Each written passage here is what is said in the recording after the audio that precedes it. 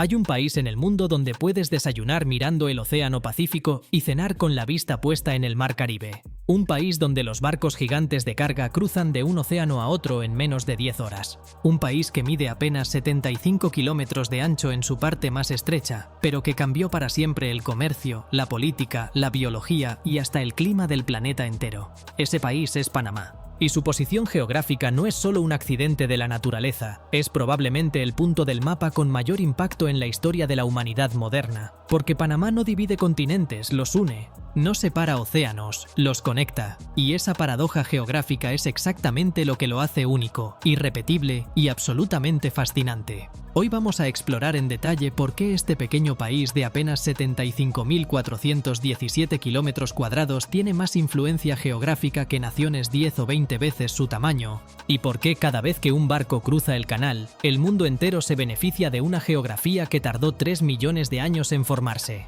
Deja tu like, suscríbete y comparte. Comencemos. Para entender a Panamá hay que empezar hace 3 millones de años, cuando ocurrió uno de los eventos geológicos más trascendentales del planeta en tiempos recientes. Un istmo es una franja estrecha de tierra que conecta dos masas continentales más grandes, y en el caso de Panamá, esa franja conecta América del Norte con América del Sur. Pero lo verdaderamente extraordinario de este istmo no es solo lo que une, sino lo que separó para siempre. Hace aproximadamente 3 millones de años, el istmo terminó de formarse cuando las placas tectónicas empujaron el fondo marino hacia arriba hasta crear tierra emergida de manera definitiva y continua. Antes de ese momento, existía lo que los geólogos llaman el Mar Central Americano, un canal marino por donde fluían libremente las aguas del Pacífico y del Atlántico, mezclándose, intercambiando temperaturas, corrientes y especies durante decenas de millones de años, sin ninguna barrera que las detuviera. Cuando el istmo cerró ese canal, cambió absolutamente todo en el planeta.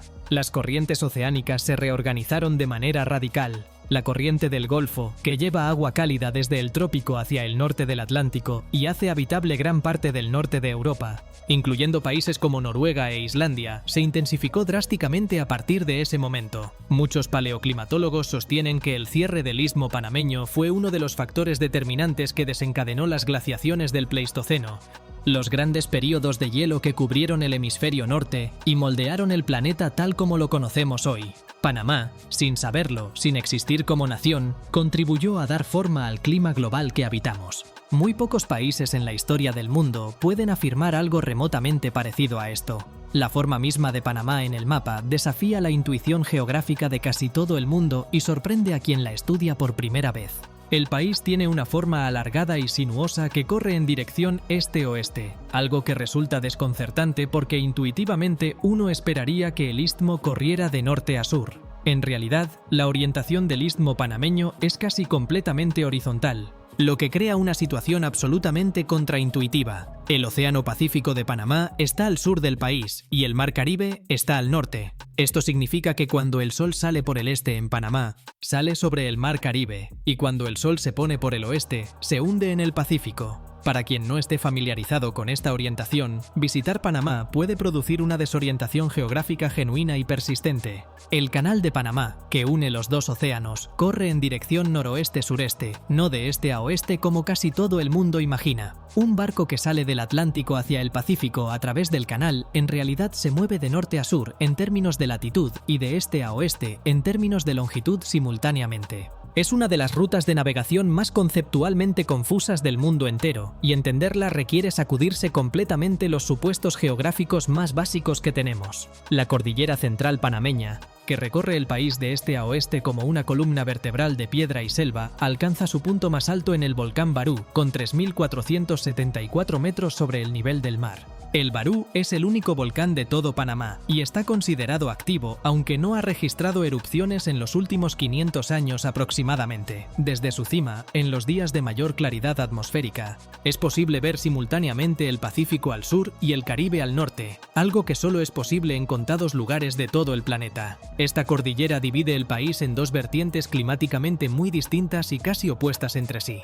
El Caribe panameño es una de las regiones más lluviosas del mundo, con algunas zonas que que reciben más de 5.000 milímetros de precipitación al año. La ciudad de Colón, en la costa caribeña, tiene una precipitación anual que supera los 3.000 milímetros y prácticamente no tiene temporada seca definida. El Pacífico, en cambio, tiene un clima más estacional, con una estación seca bien marcada entre diciembre y abril. La ciudad de Panamá, en el Pacífico, recibe unos 1.900 milímetros de lluvia al año, prácticamente el doble que Madrid, pero menos de la mitad que Colón, ciudad que está a apenas 80 kilómetros en línea recta. Esa diferencia de precipitación entre dos ciudades tan cercanas es uno de los contrastes climáticos más extremos que existen en el planeta en tan corta distancia. Deja tu like, suscríbete y comparte. Esta diferencia climática entre las dos costas tiene consecuencias directas y profundas sobre los ecosistemas. El lado caribeño de Panamá está cubierto por selva tropical húmeda densa, con un dosel forestal que puede superar los 40 metros de altura y una diversidad de especies vegetales verdaderamente impresionante. El lado Pacífico tiene una mezcla de selva tropical estacional y bosque seco tropical en las zonas más bajas. Esta diversidad de ecosistemas en un territorio relativamente pequeño hace de Panamá uno de los países con mayor biodiversidad por kilómetro cuadrado del planeta. Panamá tiene aproximadamente 10.000 especies de plantas, más de 900 especies de aves, 225 especies de mamíferos y 214 especies de reptiles documentadas oficialmente. Para ponerlo en perspectiva real, Panamá tiene registradas más especies de aves que toda Europa combinada, en un territorio que es más pequeño que el estado de Carolina del Sur en Estados Unidos. El Parque Nacional Darién, en el extremo oriental del país, es Patrimonio de la Humanidad y Reserva de Biosfera de la UNESCO, y constituye uno de los ecosistemas tropicales más ricos y menos perturbados del continente americano. Allí la selva es tan densa y el terreno tan difícil que representa el único punto donde la carretera panamericana está completamente interrumpida. El llamado Tapón del Darién, más de 100 kilómetros de selva impenetrable sin carretera pavimentada, es una de las pocas barreras terrestres naturales que persisten en el continente americano en el siglo XXI. El Canal de Panamá merece una explicación geográfica propia, porque su funcionamiento depende de la topografía del país de una manera ingeniosa y fascinante que muy poca gente comprende en detalle. El canal no es un simple corte en la tierra lleno de agua de mar.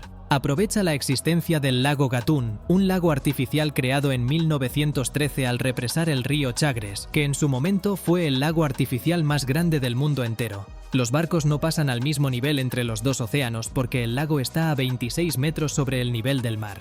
Para subir y bajar los buques, el canal utiliza un sistema de esclusas, cámaras de agua que se llenan o vacían para elevar o descender los barcos como ascensores acuáticos gigantes. El agua que se usa en las esclusas proviene del lago Gatún y de la lluvia tropical, no del mar. Cada vez que un barco cruza el canal, se consumen aproximadamente 200 millones de litros de agua dulce que terminan vertidos en el océano. Con unos 13.000 barcos cruzando el canal cada año, esto representa una cantidad descomunal de agua dulce que se pierde permanentemente. La cuenca hidrográfica del canal es por ello una zona estrictamente protegida, porque sin lluvia suficiente el canal no puede operar. El cambio climático representa así una amenaza concreta para el futuro de esta infraestructura global. Alteraciones en los patrones de precipitación podrían reducir la disponibilidad de agua y forzar restricciones en el tránsito de buques, con consecuencias económicas para el comercio mundial entero. La posición geográfica de Panamá lo convierte también en un corredor biológico de importancia global que no tiene equivalente en ningún otro lugar. Cuando el istmo se cerró hace 3 millones de años, los animales de América del Norte y del Sur pudieron cruzar por primera vez en el evento que los biólogos llaman el Gran Intercambio Biótico Americano.